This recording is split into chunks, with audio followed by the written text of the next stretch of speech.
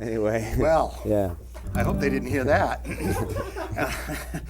Anyway, so are you out actively promoting that one now? Yeah, we play the band that I'm in. The band that I got backing me up. We play all the material from that CD generally at the shows that we do. Yeah. And people can go to like a website and can they download songs? Absolutely, yeah. No, it's very gettable online. You can find it on my website, ingebergworld.com is a place to get started. You can also find it on iTunes and Amazon and all those places. So if you want to can show up at gigs and always show up purchase at gigs, or they can even go to if you want to stay local, you can go to Gloucester Music. They have it there too. Right down there on Main Street. Okay, so, very good. Sure, yeah. So let's talk a little bit about songwriting. Do you have I know it's probably changed for you, especially since you're not doing the theater work now that you used to do. But as far as when you sit down to write an original song, especially thinking in terms of something that might come out that you would put on a CD, is there a sort of pattern or kind of method that seems to work best for you? There are various things, of course. I mean, it's not always the same, but I do tend to write. I'm a very lyric-oriented guy, and I think about a story or a sentiment or something, a message or a sort of conveyance that the song needs to have. So I tend to write a poem or a set of lyrics, sometimes to completion before I even start on the music. Wow. And also I have this quirk. I kind of have this metaphysical idea before the song is written of what the song needs to be. Well, you must be hearing the lyrics in some sort of a rhythm. Well, maybe right? the rhythm I do. I can be kind of academic about it. I do the whole do the meter and stuff, and just make sure that it makes some type of sense. Like meter-wise, so that way it can be written into a musical form later. But I'm definitely. I always wanted to say. I want the song to say something, some specific thing, or pose a specific question, or just have So I know when the song is what I wanted it to be, and I'm not happy if I wrote another song, say. Yeah. Even if that other song might be okay in its own right. Oh, no, I understand. So will you have a set of lyrics sometimes that you really like and just keep throwing away melodic things because they just don't seem to fit quite right? Absolutely, yeah. That happens more often than the other way around. I think right? so, very, very much so. Yes, I've rarely written anything where I had any kind of music to completion and put lyrics on top of that. That's rare for me. So it's very interesting. Well, it obviously works for you. Oh, thanks. It's great. You write great stuff. And how about another song? Sure. Inge Berge, folks, playing his own songs here today.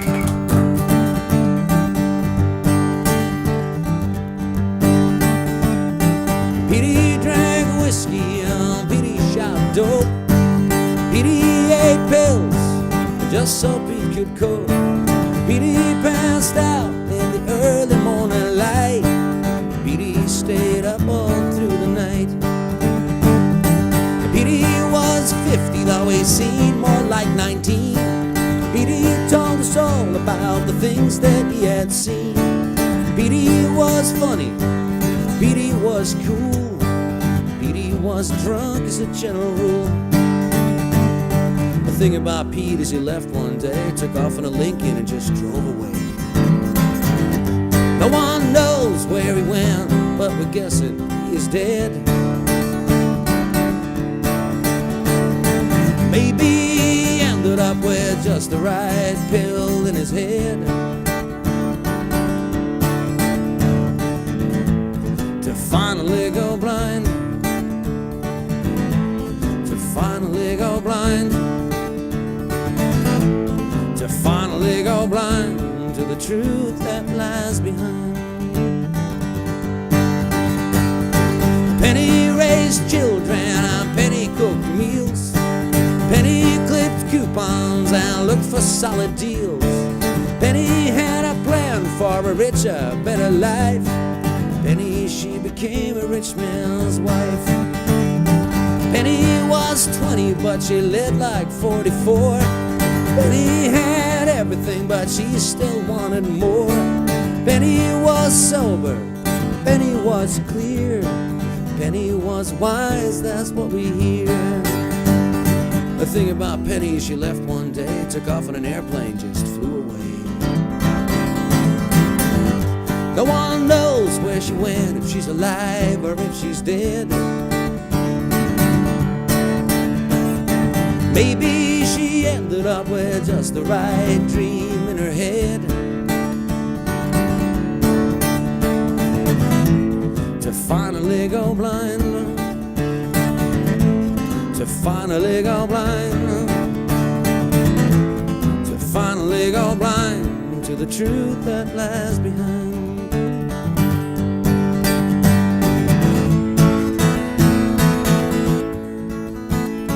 Paul wrote hit songs and Paul played the guitar. Paul knew his talent was gonna take him far. Paul had a vision, Paul he had a style. Paul he did a show, the fans went wild. Paul he was a dreamer and he lived just like a star. Paul got free drinks in every hotel bar. Paul was successful, Paul was big. Paul took a limo to the gig. The thing about Paul is he left one day, hit the highway, just walked away. No one knows where he went, if he's alive or if he's dead.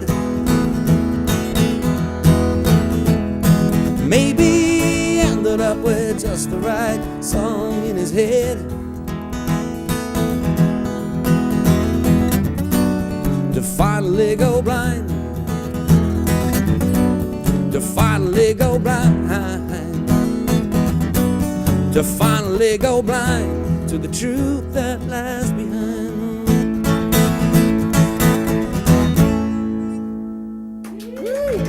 Yeah.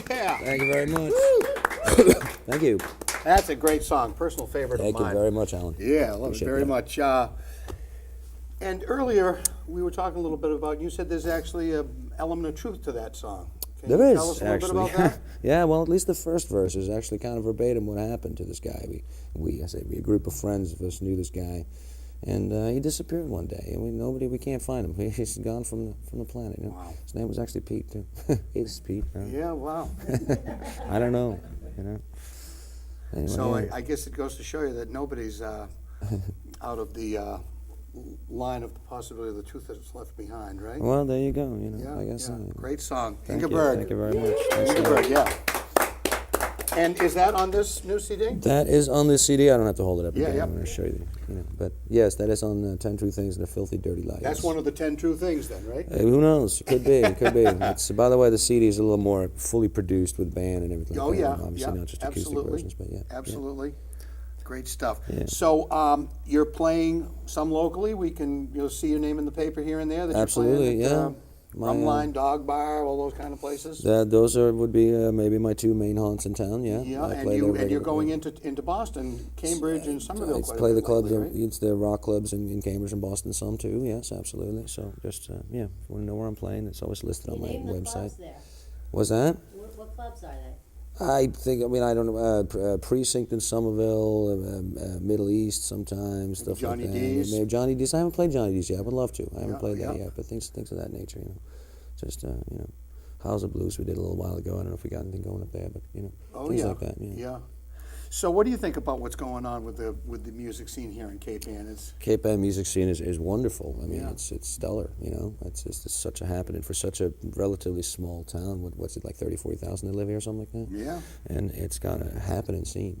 yeah. It's really a lot of good music coming out of all the bars and clubs, and so many good players around. I know. It's just people that just Yeah. want to.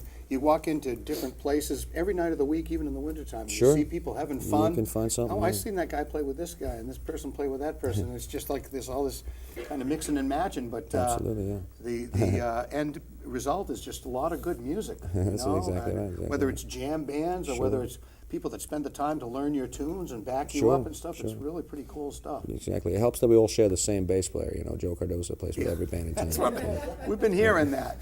Yeah.